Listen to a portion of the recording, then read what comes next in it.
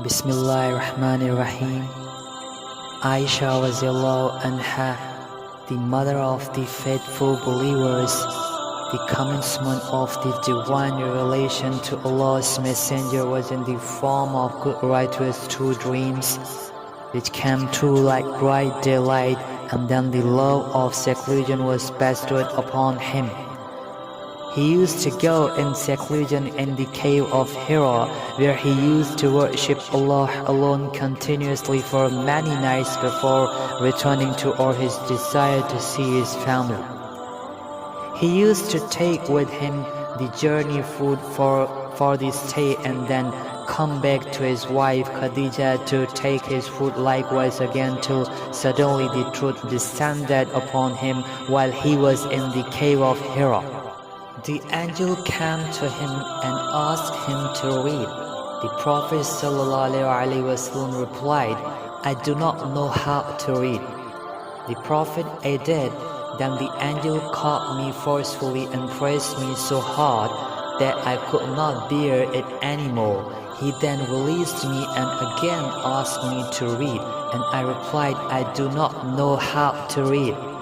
Thereupon he caught me again and pressed me a second time till I could not bear it anymore. He then released me and again asked me to read, but again I replied, I do not know how to read, or what shall I read?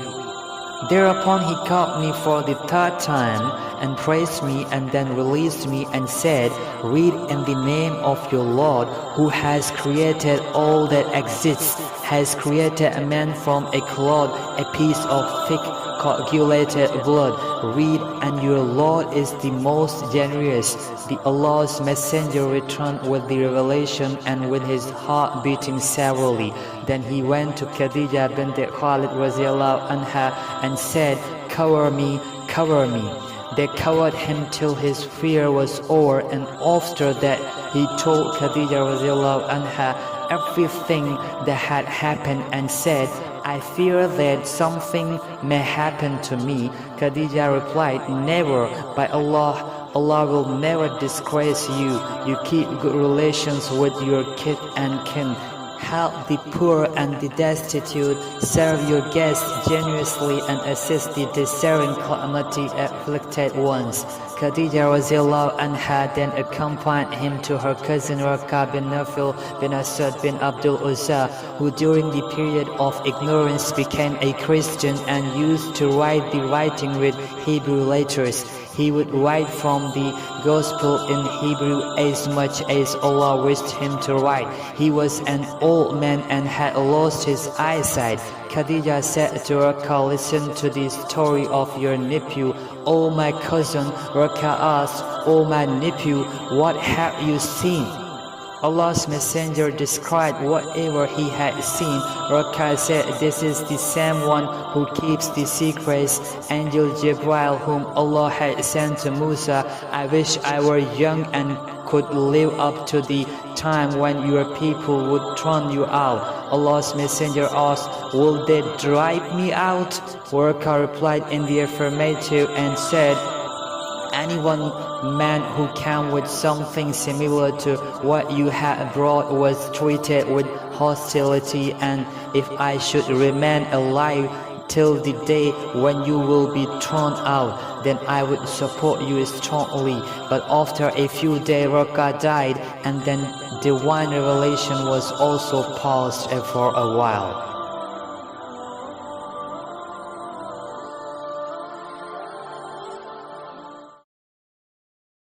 उम्मुल मोमिनीन हज़रत आयशा रज़ियल्लाहु ताला अन्हा से ही रवायत है कि उन्होंने फरमाया कि नबी करीम सल्लल्लाहु अलैहि वसल्लम पर वही का इब्तिदाई दौर अच्छे सच्चे पाकीज़ा ख्वाबों से शुरू हुआ। आप सल्लल्लाहु अलैहि वसल्लम ख्वाब में जो कुछ देखते वो सुबह की रोशनी की तरह सही और सच्चा साबित होता। फिर मन जानिब कुदरत आप सल्लल्लाहु अलैहि वसल्लम तन्हाई पसंद हो गए।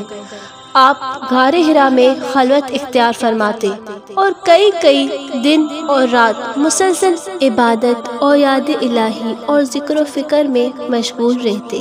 آپ صلی اللہ علیہ وسلم کھانے پینے کا سامان گھر سے لے جا کر وہاں چند روز گزارتے، پھر حضرت خدیجہ رضی اللہ تعالیٰ عنہ کے پاس واپس آئے اور تقریباً اتنے ہی دنوں کے لیے پھر توشہ لے جاتے، یہاں تک کہ ایک روز جب آپ غار حرا میں تھے، یکایک آپ کے پاس حق آ گیا اور آپ صلی اللہ علیہ وسلم غار حرا میں ہی قیام پذیر تھے کہ اچانک جبرائیل علیہ السلام آپ صلی اللہ علیہ وآلہ وسلم کے پاس حاضر ہوئے اور کہنے لگے، اے محمد پڑھو۔ آپ صلی اللہ علیہ وسلم فرماتے ہیں کہ میں نے کہا کہ میں پڑھنا نہیں جانتا۔ آپ صلی اللہ علیہ وسلم فرماتے ہیں کہ فرشتے نے مجھے پکڑ کر اتنے زور سے بھینچا کہ میری طاقت جواب دے گئی، پھر مجھے چھوڑ کر کہا کہ پڑھو۔ میں نے پھر وہی جواب دیا کہ میں پڑھا ہوا نہیں ہوں۔ اس فرشتے نے مجھ کو نہایت ہی زور سے بھینچا کہ مجھ کو سخت تکلیف محسوس ہوئی، پھر اس نے کہا کہ پڑھ۔ میں نے کہا میں پڑھا ہوا نہیں ہوں۔ فرشتے نے تیسری بار مجھ کو پکڑا اور تیسری مرتبہ پھر مجھ کو بھینچا، پھر مجھے چھوڑ دیا اور کہنے لگا کہ پڑھو اپنے رب کے نام کی مدد سے جس نے پیدا کیا اور انسان کو خون کی پھٹکی سے بنایا، پڑھو اور آپ کا رب بہت ہی مہربانیاں کرنے والا ہے۔ بس یہی آیتیں آپ صلی اللہ علیہ وسلم جبرائیل علیہ السلام سے سن کر اس حال میں غار حرا سے واپس ہوئے۔ آپ صلی اللہ علیہ وسلم کا دل اس انوکھے واقعہ سے کانپ رہا تھا۔ آپ صلی اللہ علیہ وسلم حضرت خدیجہ رضی اللہ تعالیٰ عنہ کے ہاں تشریف لائے اور فرمایا کہ مجھے کمبل اڑا دو، مجھے کمبل اڑا دو۔ لوگوں نے آپ صلی اللہ علیہ وسلم کو کمبل اڑا دیا۔ پھر جب آپ صلی اللہ علیہ وسلم کا ڈر جاتا رہا تو آپ صلی اللہ علیہ وسلم نے اپنی زوجہ محترمہ خدیجہ رضی اللہ تعالیٰ عنہ کو تفصیل کے ساتھ یہ واقعہ سنایا اور فرمانے لگے کہ مجھ کو اب اپنی جان کا خوف ہو گیا ہے۔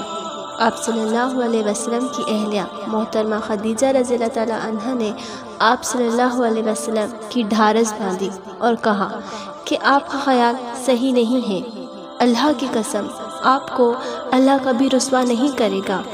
آپ تو اخلاق فاضلہ کے مالک ہیں، آپ تو کنبہ پرور ہیں، بے قصوں کا بوجھ اپنے سر پر رکھ لیتے ہیں، مفلسوں کے لیے آپ کماتے ہیں، مہمان نوازی میں آپ بے مثال ہیں اور مشکل وقت میں آپ عمر حق کا ساتھ دیتے ہیں۔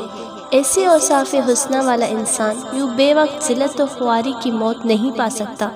پھر مزید تسلی کے لیے خدیجہ رضی اللہ تعالیٰ آپ صلی اللہ علیہ وسلم کو ورقہ بن نوفل کے پاس لے گئیں، جو ان کے چچا زاد بھائی تھے اور زمانہ جاہلیت میں نصرانی مذہب اختیار کر چکے تھے اور عبرانی زبان کے کاتب تھے۔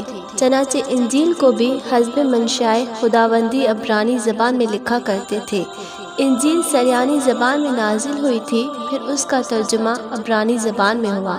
ورقہ اس کو لکھتے تھے، وہ بہت بوڑھے ہو گئے تھے، یہاں تک کہ ان کی بینائی بھی رخصت ہو چکی تھی۔ خدیجہ رضی اللہ تعالیٰ نے ان کے سامنے آپ صلی اللہ علیہ وسلم کے حالات بیان کیے اور کہا کہ اے چچا زاد بھائی، اپنے بھتیجے محمد صلی اللہ علیہ وسلم کی زبانی ذرا ان کی کیفیت سے سن لیجئے۔ وہ بولے کہ بھتیجے، آپ نے جو کچھ دیکھا ان کی تفصیل سناؤ۔ چنانچہ آپ صلی اللہ علیہ وسلم نے از اول تا آخر پورا واقعہ سنایا، جسے سن کر ورقہ بے اختیار ہو کر بول اٹھے کہ یہ تو وہی ناموس معزز رازدان فرشتہ ہے جسے اللہ نے موسیٰ علیہ السلام پر وحی دے کر بھیجا تھا۔ کاش میں آپ کے اس عہد نبوت کی شروع ہونے پر جوان عمر ہوتا، کاش میں اس وقت تک زندہ رہتا کہ جب آپ کی قوم آپ کو اس شہر سے نکال دے گی۔ رسول اللہ صلی اللہ علیہ وآلہ وسلم نے یہ سن کر تعجب سے پوچھا کہ کیا وہ لوگ مجھ کو نکال دیں گے، حالانکہ میں تو ان میں سے صادق و امین و مقبول ہوں۔ ورقہ بولا، ہاں یہ سب کچھ سچ ہے، مگر جو شخص بھی آپ کی طرح عمر حق لے آیا، لوگ اس کے دشمن ہو گئے۔ اگر مجھے آپ کی نبوت کا وہ زمانہ مل جائے تو میں آپ کی پوری مدد کروں گا۔ مگر ورقہ کچھ دنوں کے بعد انتقال کر گئے، پھر کچھ عرصہ تک وحی کی آمد موقوف رہی۔